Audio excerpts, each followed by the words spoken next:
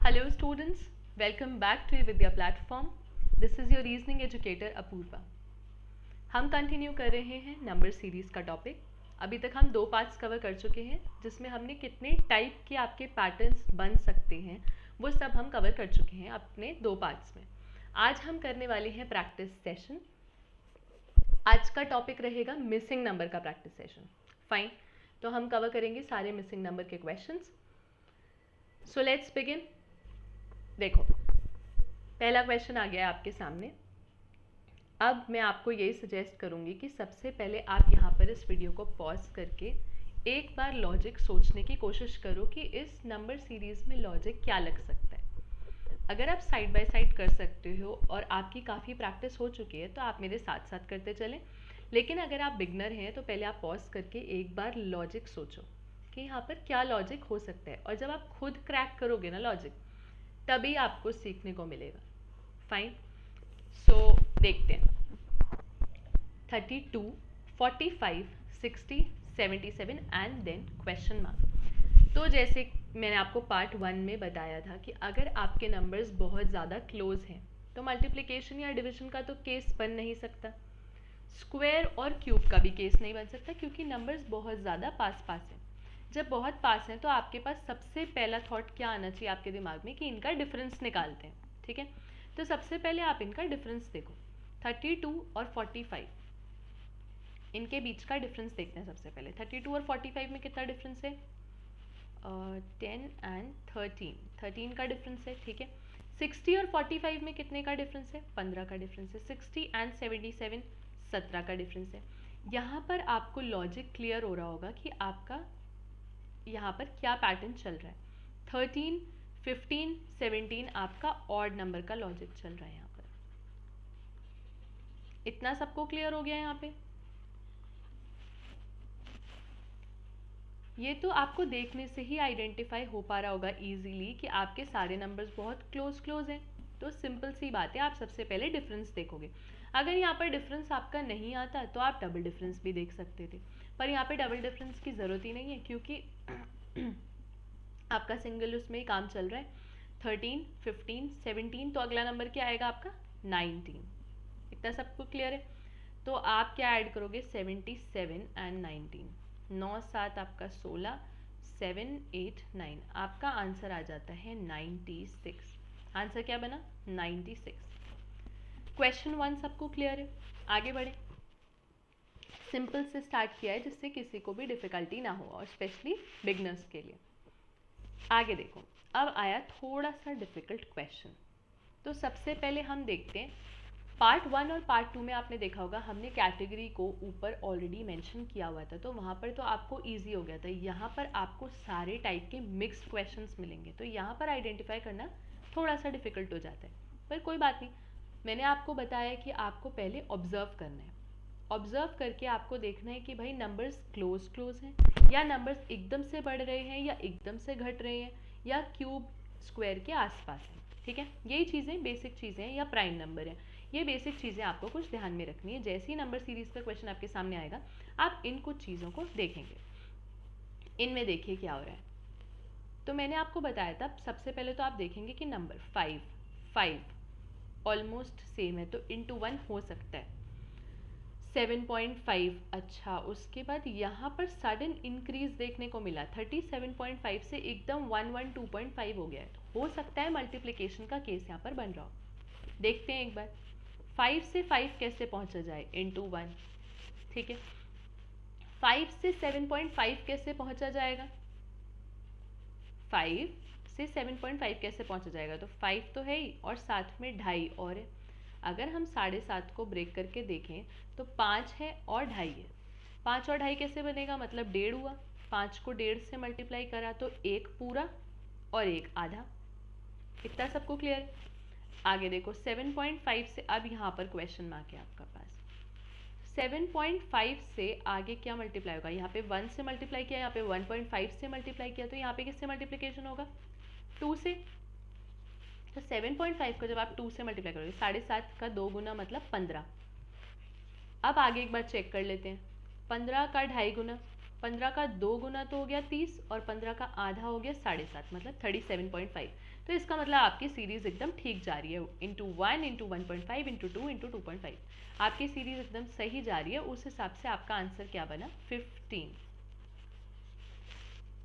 इतना सबको क्लियर है? आगे बढ़े, यहाँ तक किसी को कोई प्रॉब्लम नहीं होनी चाहिए। आगे देखो अगला क्वेश्चन क्या कहता है।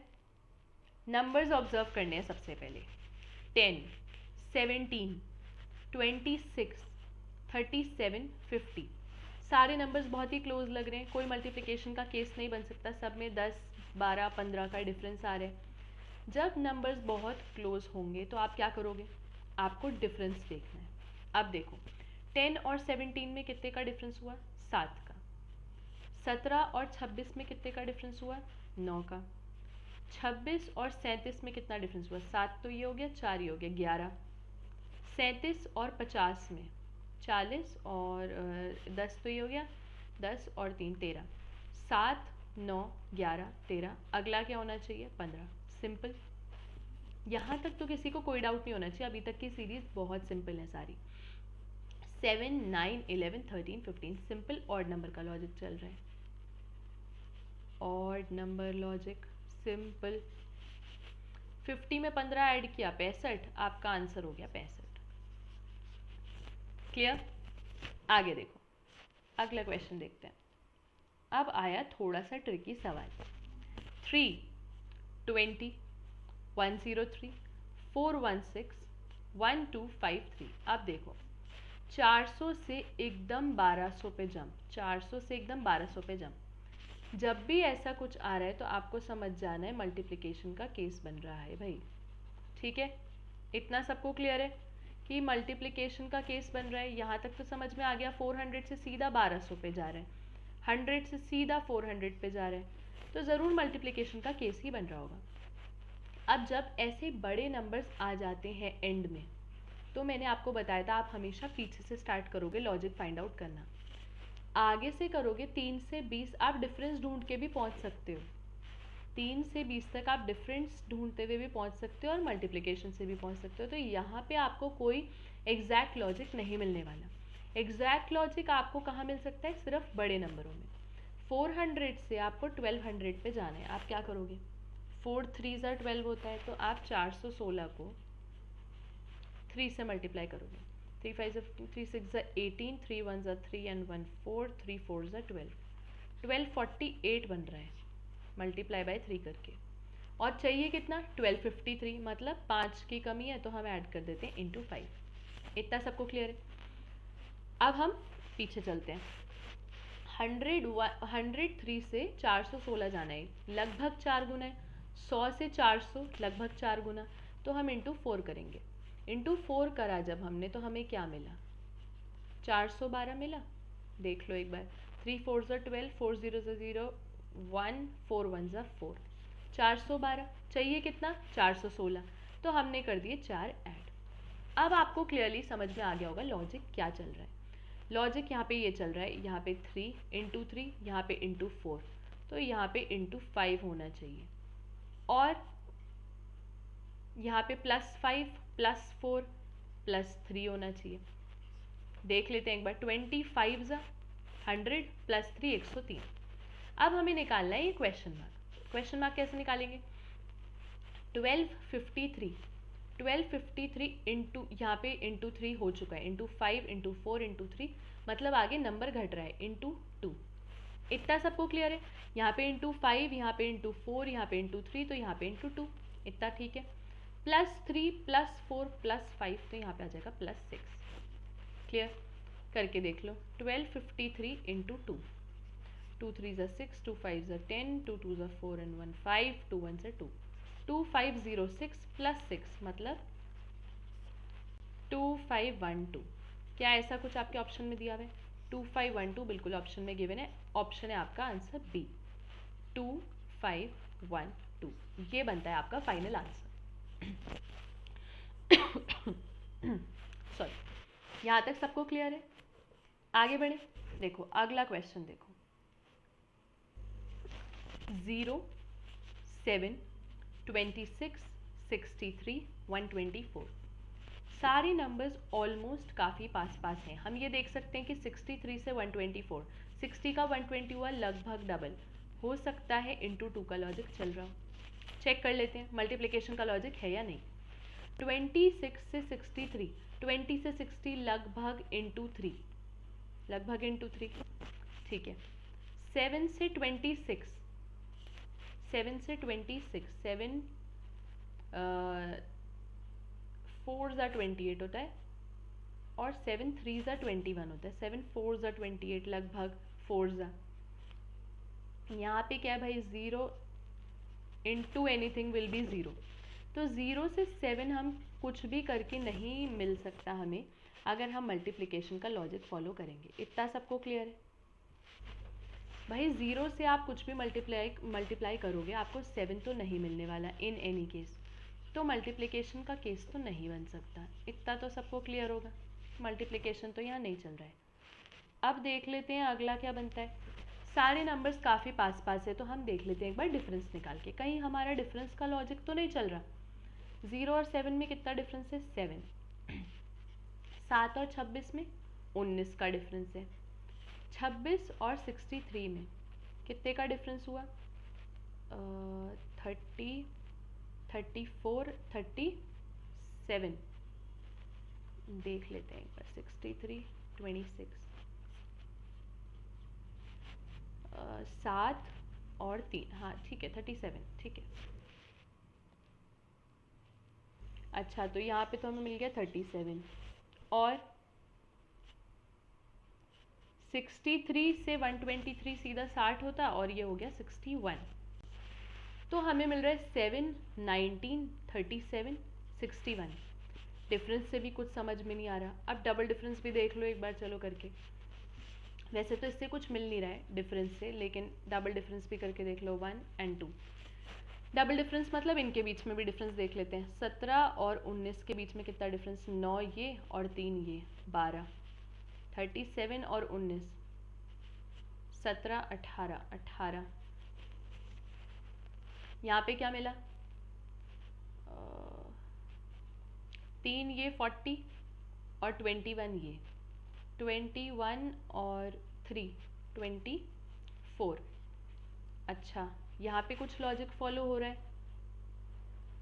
यहाँ पे लॉजिक फॉलो हो रहा है। 6, इनके बीच में 6 का डिफरेंस, इनके बीच में 6 का डिफरेंस, तो आगे भी 6 का डिफरेंस होना चाहिए। देख लेते हैं एक बार।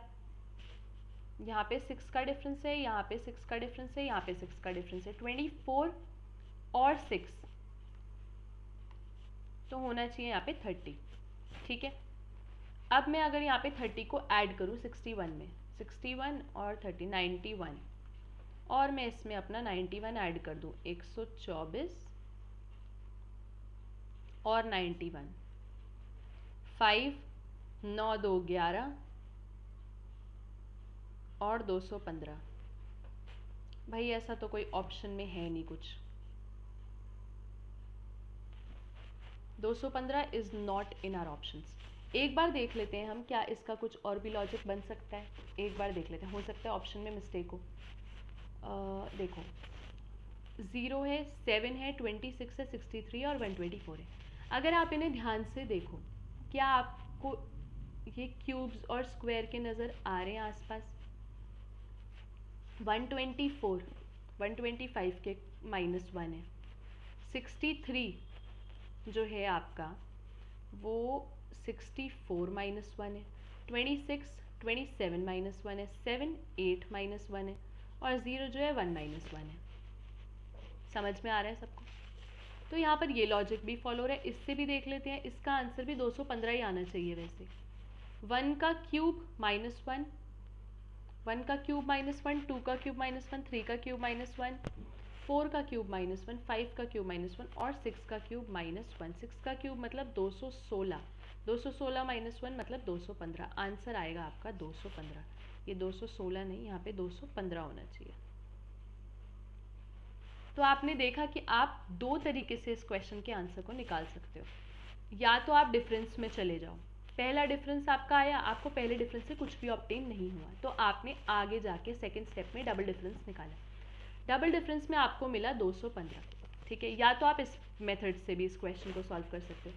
या इस क्वेश्चन को सॉल्व करने का एक और तरीका है, अगर कोई जिसको स्क्वायर्स और क्यूब सारे रटे हुए हैं तो वो आराम से देख के पहचान जाएगा कि 7 8 के पास है, 26 27 के पास है, 63 64 के पास है, 124 125 के पास है, ये सारे किसी ना किसी के क्यूब के पास है।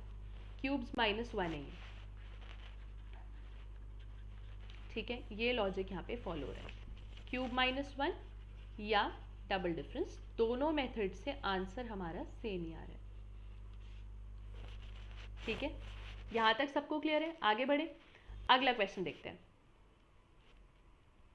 अगला क्वेश्चन है हमारा 179 180 172 199 135 एंड क्वेश्चन मार्क। अच्छा, तो 179 से सबसे पहले तो बढ़ा 180, फिर 180 से 172 घटा, फिर 172 से 199 बढ़ा, फिर घटा, तो कुछ ना कुछ प्लस माइनस का चक्कर है या ऑल्टरनेट का चक्कर है।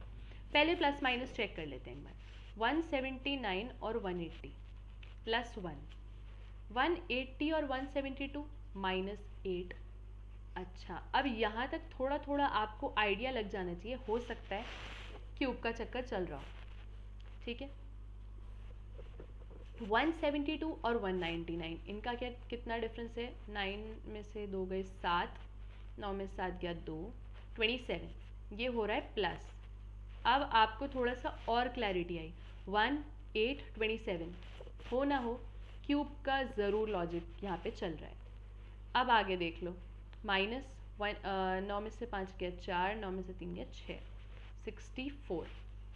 अब आप देखो, ये है 1 का क्यूब, ये है आपका 2 का क्यूब, ये है आपका 3 का क्यूब, 4 का क्यूब, लास्ट में आया आपका 5 का क्यूब।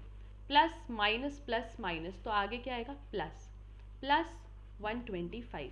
तो 135 में जब आपने 125 ऐड किया, आपका आंसर आना चाहिए 260। ये है आपका करेक्ट आंसर। कैसे आइडेंटिफाई किया?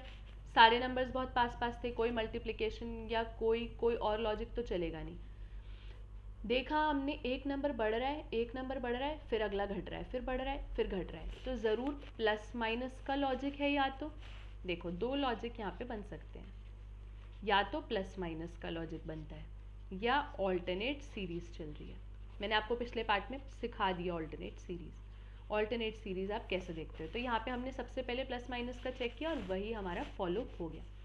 तो यहाँ पर आपके क्यूब्स चल रहे थे, क्यूब का लॉजिक चल रहा था और साथ में प्लस माइनस भी चल रहा था, ठीक है। कर लेंगे इस टाइप के क्वेश्चन अगर एग्जाम में आएंगे तो। अगला देखते हैं, अगला क्वेश्चन क्या कह रहा है, देखो 101 103 107 115 122 127, बहुत ही क्लोज नंबर्स हैं, पक्का डिफरेंस का लॉजिक है, ठीक है। डिफरेंस का ही लॉजिक होना चाहिए। 101 और 103 में कितना डिफरेंस? 2 का डिफरेंस। 103 107 में 4 का डिफरेंस। 7 और 15 में 8 का डिफरेंस। 8 का डिफरेंस ही होगा ना, 5 और 3 8। 115 और 122 में 5 ये 2 ये 7 का डिफरेंस। 22 और 27 में 5 का डिफरेंस, 5 का डिफरेंस है ना। अब देखो, डिफरेंस तो हमने निकाल लिया क्योंकि हमें सारे नंबर्स बहुत क्लोज लगे। डिफरेंस हमारे पास क्या आया? 24875। तो कोई लॉजिक फॉलो नहीं हो रहा है। 24875, ना तो ये किसी का स्क्वायर है, ना ये किसी का क्यूब है, ना यहाँ पे कोई और लॉजिक रन कर रहा है। अगर मैं इनका डबल डिफरेंस भी देखूँ तो भी कोई खास फर्क नहीं पड़ता, क्योंकि पहले डिफरेंस बढ़ रहा है फिर डिफरेंस कम हो रहा है, तो कोई लॉजिक तो बन नहीं रहा। अब क्या करें? हमने तो यही पढ़ा है कि अगर पास पास नंबर्स होते हैं तो डिफरेंस ही होता है, और तो कुछ नहीं हो सकता। अच्छा, अब क्या करें भाई? ना तो स्क्वायर है, ना क्यूब है, ना डिफरेंस है, ना प्राइम नंबर है।